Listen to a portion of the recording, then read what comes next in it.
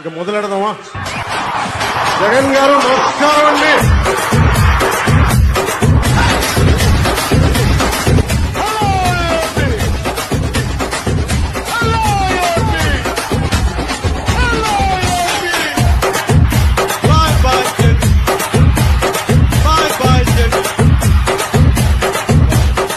పవన్ కళ్యాణ్ పోటీ చేసిన 2 స్థానాల్లో కూడా ఘోర పరాజయాన్ని చవిచూశారు. అంటే మీ హీరో ఓడిపోయాడా? ఇప్పుడేం చేస్తాడు మీ హీరో? గాయపడిన సింహం నుంచి వచ్చే శ్వాస